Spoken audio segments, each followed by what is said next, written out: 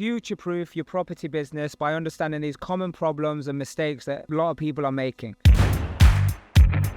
Yeah, so the first one is the EPC. The rules have now changed. To rent out your property, you're going to need to make sure it's a C rated. Now, a lot of landlords are going to be selling their properties because they just don't have the money, the funds, or the know-how to fix this predicament that they're going to be in. So this is a golden opportunity for you to get involved and make sure that you know when you're renovating that your projects, you're going to make sure the insulation, the windows, and all of these things are taken care of. Because if not, you're going to have a problem when it comes to renting it out.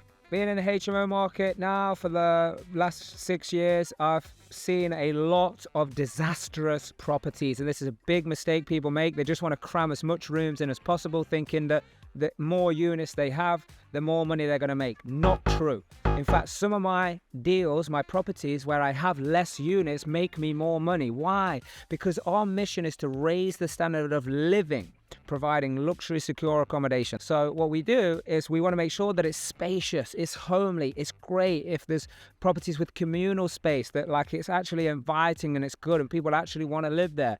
And not saying that I want to live there myself, but I have to be in a position where it's like, yes, I would stay here. I would be in this accommodation. I would want to bring people to this accommodation. That way we know the standard is high, and that's what we want to do for people. Design. You got to make sure the design is right these days. Like things that are very kind of appealing to the eye are the ones that rent out first. And it's not that difficult. You don't have to spend lots of extra money on it. It's not Buckingham Palace. You're not doing that, which by the way, I found out the other day, that's the most expensive home on the planet, 4.4 billion apparently. But anyway, you're not making Buckingham Palace. What you're doing is you might be doing a buy-to-let. It might be service accommodation. It might be a studio or a HMO room. You've got to get the design good, make it cool, make it quirky. This is what this generation is looking for.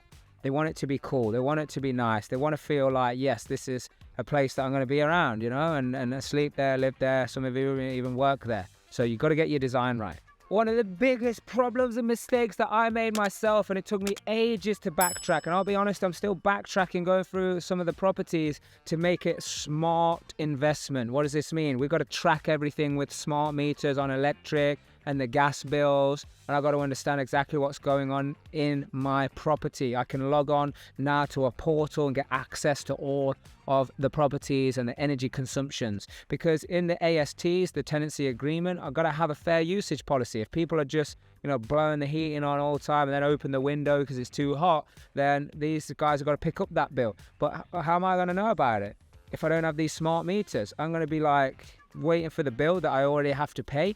Yeah, this is a problem. So you want to be able to notify people because they might not know how much energy they're consuming. So this is a great way to stay in good communication and good relationship with your tenants and just be able to advise them.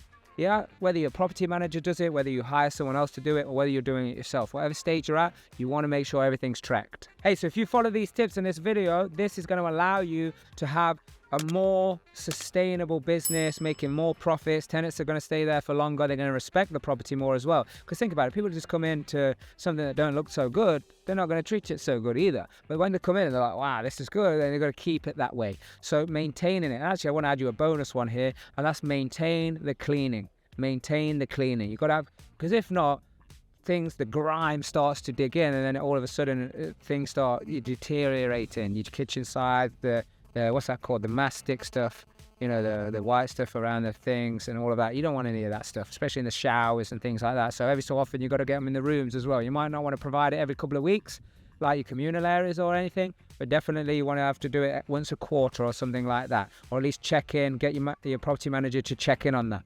Okay, subscribe to this channel so you get more tips to help you in your property journey. Until next time, do the right thing for the right reason. It's the only way to discover your true potential.